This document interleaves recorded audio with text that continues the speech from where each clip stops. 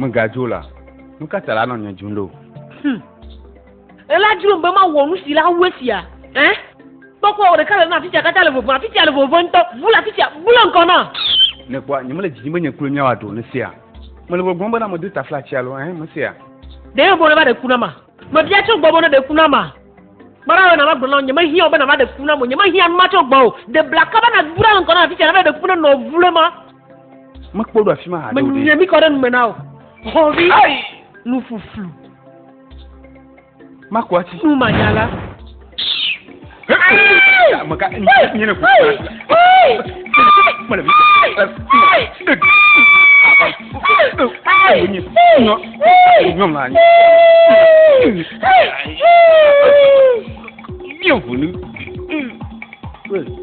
Hey, amu mi vakolo. Oh oui, oh de tugada moji.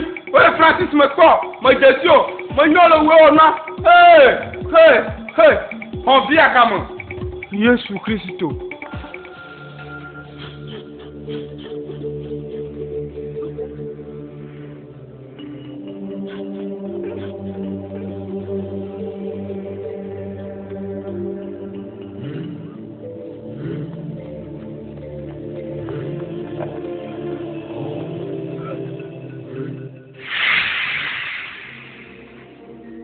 Magado kuna vengo. Ne come va fa la conja visia. Anyu evo idwazia babade. Ne kwa no si wo mu video do ahanba. De ne nye bena ni ba le nya chora mara ti pape no mbena. Wo no saklo a. De ne nya. Jema. Manya mara ti ple no alo to. Mbawawe. Ne tona mbia no la fima makon. Mama menya maradio. Ka Francis doji kaka wonu si akle tetubivinya. Ogbefi ne kwa. Mana wa khefere nu siata. Afika ga to akoko ndumo vima. Esi duro ko fama ba oho. Ala dogo ma chono akoe. De tu buvio anto de ogbe na nu so kata na joa. No ndara re kore. Mama tu to vio ati de la yo.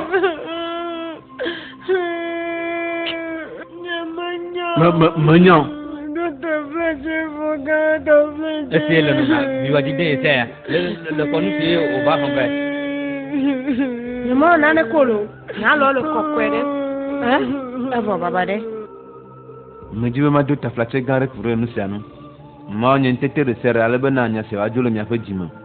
Eye me dungo na mbe ma ga vem ko.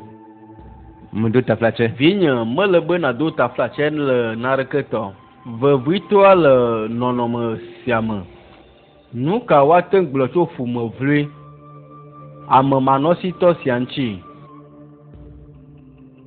Amewo wɔna nu ɖe sia ɖe si ne dzroa kple nye fumea. Elabe mi meɖo ame aɖeke la ƒonu le mía teƒe o. Ne nɔwo metsɔ nya ɖe mía nu aɖe, ame bubu ka nu ye wòatsɔe ɖe. Menye ƒe vodadawo nye kura. Esia ta vinye. Nu si ne dzɔa, mɔ mu ya na mo. Papa megafu nunumu. Nya kae ne le mɔ kpɔna be magblɔ. Enyu nenema fo. Enyu. Vinye. Akpe na wo kaka. Nu sie nutu nya de sia de la ten wa. Ye nye sia na wo. Adunu bena gbereka no. Hawa dodo kwima. Vinye. Nu wa va nu si tutu onele ya. Gake nyu tukara melio. Akpe na wo. George nami. Míexɔ taflatsewo na wo. Akpe na wo mama. Akpe na wo. Enyo. Dzila nyewo xɔ wo taflatse dodoa. Gake nye ya. Medi be na do taflatse na tɔxɛ aɖe. Abe ale si ne dzi ne tia si bubutɔ.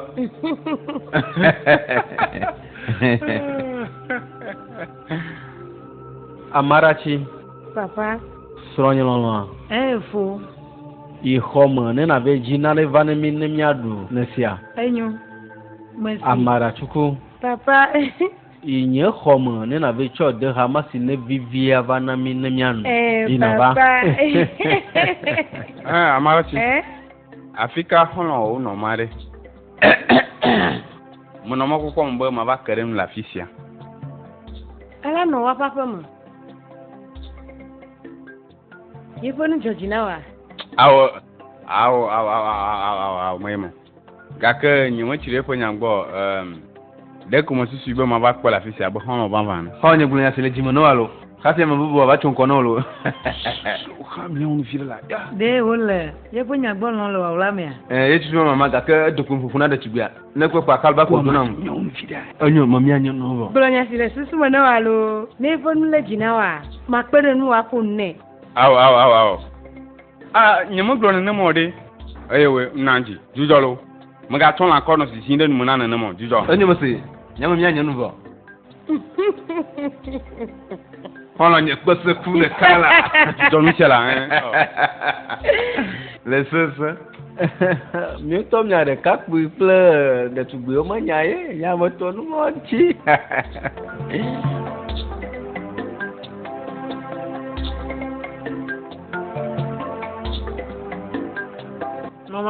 Mama nya me le jojo mbolo.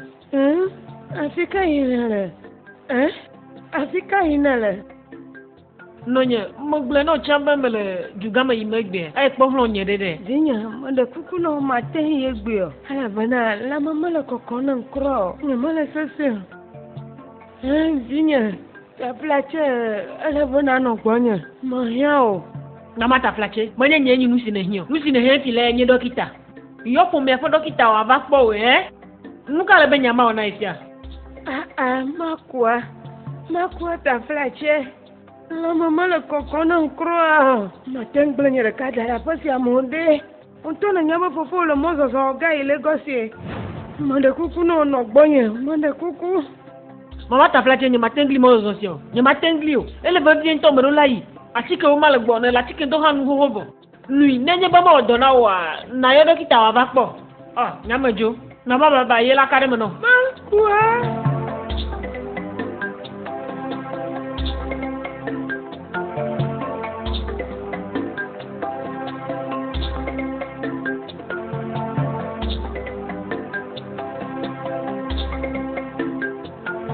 Aolo, nyamate Lagos kple ode. Ni ma ko de mi no hado. Gacho wa no kple no vi wa o mo no nyenya gbo. So chitre le mi afa kadede anu. Mo jibo mando. Ile le jimbe ya kple Lagos ma be no hono o mo pa. Enyo eto amajo re jugamo. Kakame dungo no na la lola unu kwa matrok baba zirika. Vodun kwa chondika nya famba mi agbo. Me jibe na macho na no happy majo. Ma ba mi papa mo enya. Gbere. Nyamate yo. Nyamale no fo tukara jimo. Ba fa me gblo afoma nyi to nyi twipa kle nyega. Menye no nyefa fa onyo. Nesu be nyi place na horika. A onyo ha mo do mo jade mo tunye to nyi ho seta. Modo gbada odogola fa mo. Enyo. Na majo gble no alia. Wa va mi fa fa hu ha mo. Va fi ma me ga va fa ye mo mana fi ma no la na. Nisia.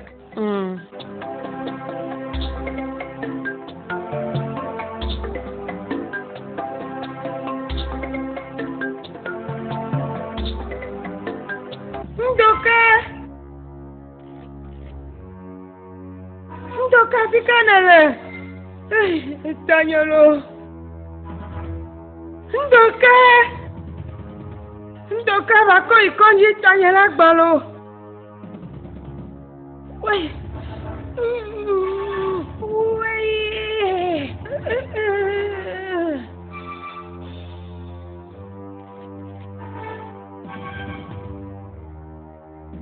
Ndoka. Afika ihanjoye.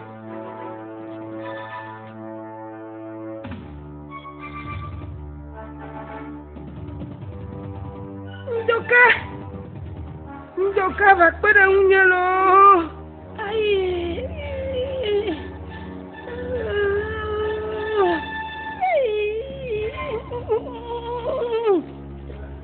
Ndoka.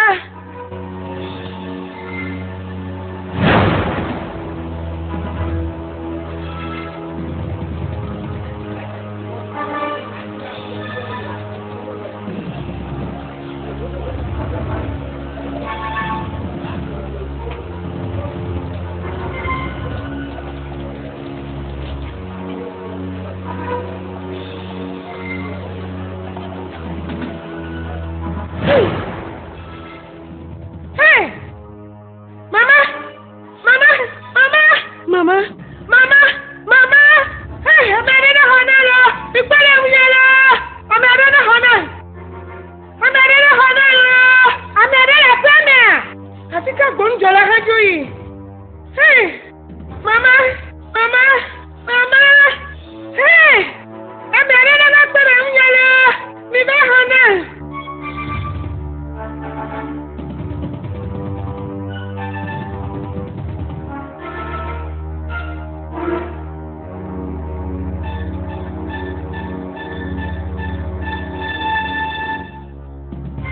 Oble va fono. Elle bana jidema. Ale ba sero ma o dola la muno nyele. Afika mele. Afika nyesi amele. Jema fono konji nyesi anele. Konji. Ale kama habiba. De tugbivi we flova. De tugbivi nya. Bana efon konya amarachi. Amarachi. Amarachi.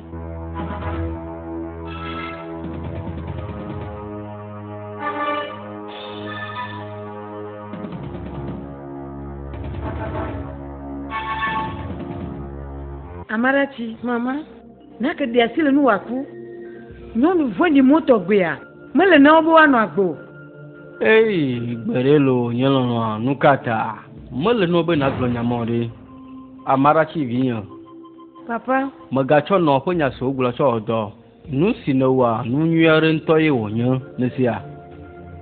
Le po a la gbesia me a menyo be wɔwɔ vɔn de vɔn tefo. Fotu de siade kple hɔn biabia mawu tɔye wonyo. Eye me xɔse be ewɔ ne vie esime ne kɔe de kɔdzi. Aleke wɔ ne ɖo hafi ne dzo? Dɔkita gblɔ bena yeƒe tension a nyane hã wogblɔ la. Ebe yeƒe tension a magblɔ ko ayi dzi. Ŋutɔ nya dɔkita ɔzana fase gbese ŋusẽŋu. Megakpɔ nɔ ƒe nya si wogblɔ gbɔ. Nenya ame aɖewo ya wola da asi le nu le nɔnɔme si me wole ame. Gake mewɔe nenema. Le wɔe nyuitɔ vinye. Nya si nɔ gblɔa megatsɔ de dɔwɔwɔ me. Esi mewɔe nenema wa. Eɖe fia be ɖetugbi nyui aɖe nenye. Ne le li via la trɔ va yi ɖe kɔdzi. Akpɔ ɖa be ewɔ ne vie hã. Ne sia vinye. Enyo me si papa. Megale gblɔ nɔ ke nya si nɔ gblɔa me ye nye nyui toa.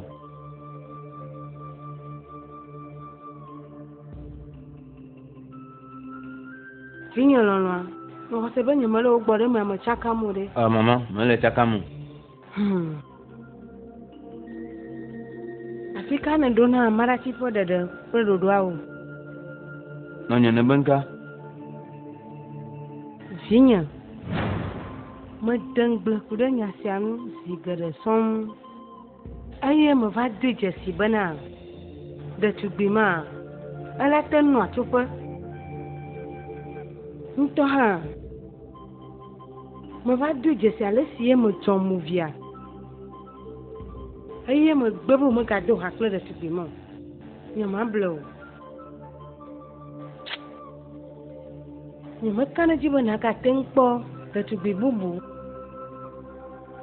si la nyɔ de nu.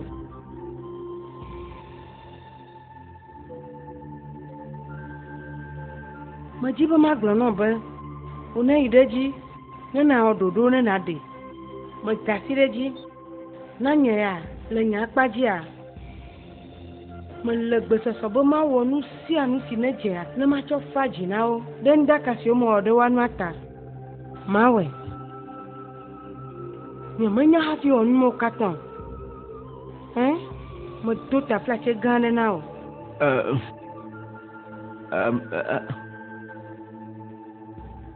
Akpe na wo mama. Akpe na wo kaka. Akpe na wo. Anyo. Medo taflatse le nyateƒe me. Meɖe kuku mi xɔ nye taflatsea.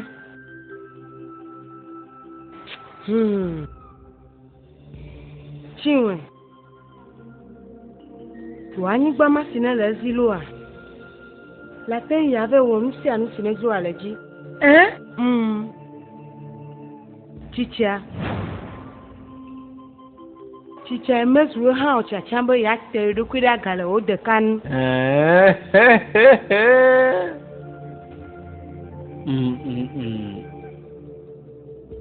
Le nya te fo me Míexɔ ke o. Amisia mla te jago. Esia ta Míexɔ ke o. Nenye be míatɔ si le dziƒo la te tsɔ míaƒe nu vɔwo katã tsɔ ke mía. Ame kewo míami nye agbe be mí matsɔ ke mía nɔewo. Tso kaka míaƒe dzima Míexɔ ke o. Eye gatsɔwoa míŋlɔ be numawo. Míawoe zɔ. Akpe na o kaka. Akpe. Míexɔ ke mi. Yema. Zamaka. Akpe na o. Akpe na o kaka. Akpe na o. Nya te fo ma mo do gbe be nkeke se wa va mo.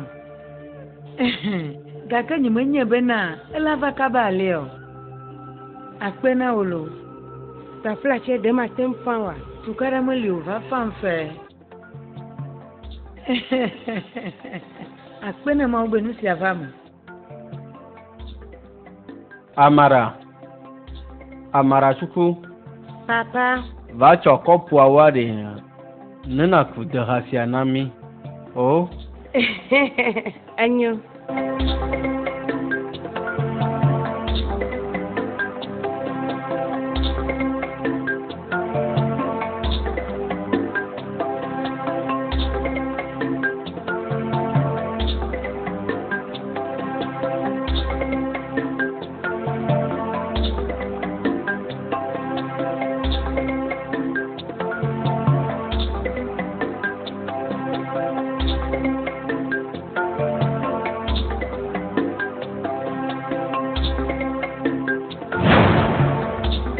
Jogbe vɔntɔa, nyamebea ƒe génétique mele compatible. Nyamebea AS wo ɖeɖe mi nyi. Maxlɔm mi be mi gaɖe mia nɔewo. Elabene mi ɖe mia nɔewoa, le nusɔsrɔ̃ nua, ɖevi siwo miadzia, womanɔ lãmesẽ me nyuie o. Dɔleviwo ɖeɖe ko miadzia kɔ ɖe. Esia ta maxlɔm mi be mi gaɖe mia nɔewo.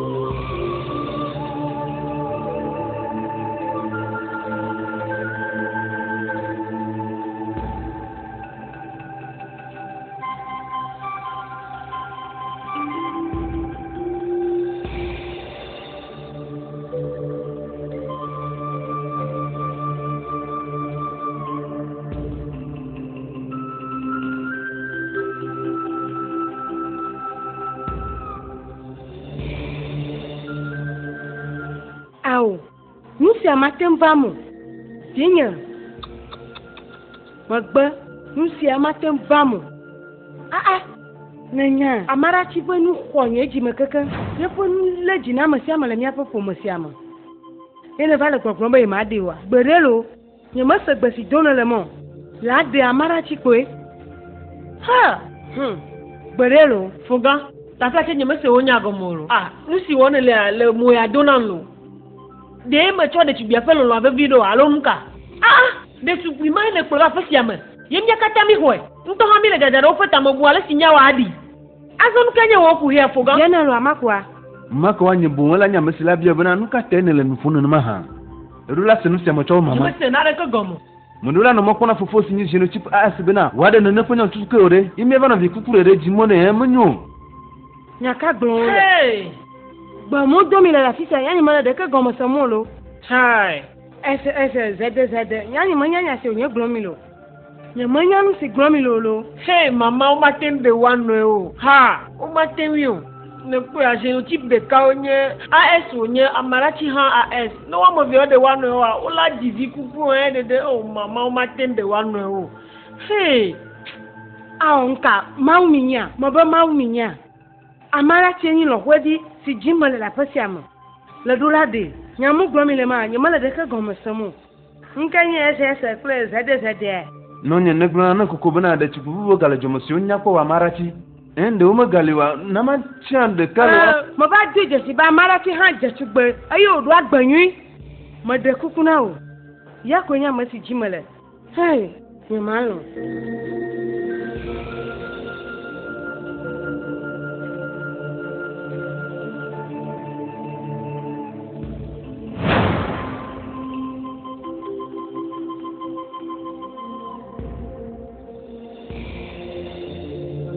Kana da sila Amarachi noa. De mon bubuare galia. Brenande mon bubuare linamia. Ese temele kukudo no bo onu sianam. Mede kuku no wa jode. Mede kuku.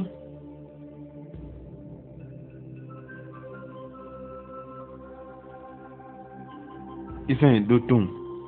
Ne kwa nele na mabe no nye povie ne.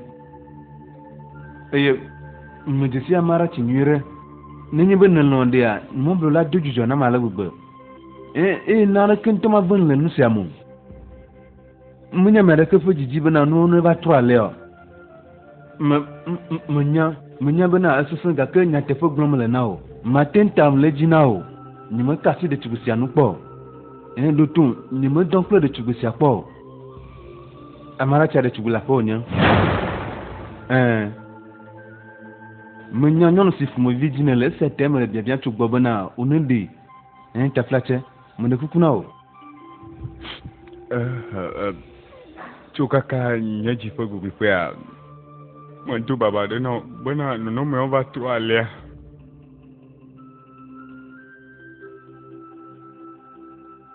Mon Amarachi po nya gbo kle nyaji blibo Aye nyang ngone de tubi si po nya gbo mo no nawa Mose boso bon Esi me va du jesi Bana de tuguma Yenya masi lomnelea Majibo ma fum na de gomo nawo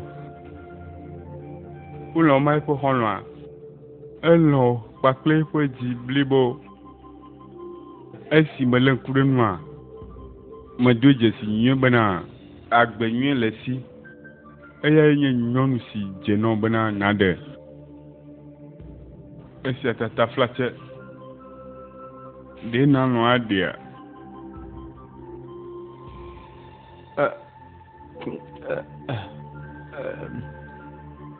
Kan o kwa kple Amarachi yare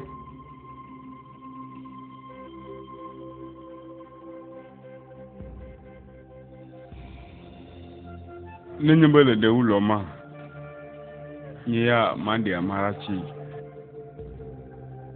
Nano adia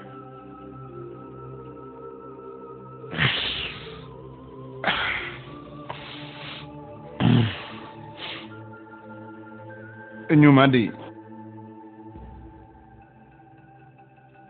Akpe nawo akpe Ha. Nya, nyemanya nyafufusi onyo gbolo.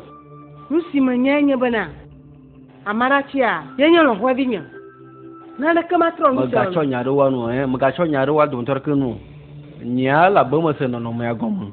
Yani masa na le ka go yenye majibe masa han. Ninya popo dadae. Nusi manyema, ye popo dadae. Gachowa. Mo chacha. Le nyeji mo bo bana amara ti alon we dinye. Atika ndudu ade ha. Nyelolo. Mo jibo ma dun ma do fodo. Sronya. Efo. Ta flache chondudu avakabalo. Ole gomo va. You know I no can go no avala no ni vivin tolo ha vivire. Mo chondu do avavo. Yenyesia. Ndu do avaro evaro. Sonya lega dek bian tolo de ke wole bo fone na ma le ya. Volo do kyo mo. Onto wa fo me nya afisia. Ye ma isu. Onto ndu do a. Akpena o.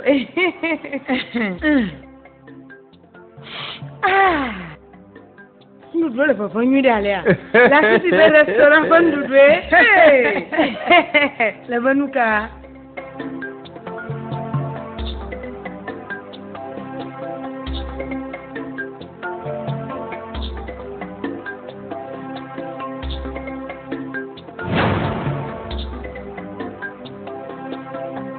Oh, vous qu'avez va faire moi, hein? Viens, tu viens mais. Viens ma. Faut Nadie. Nadie. Nadie. Eh.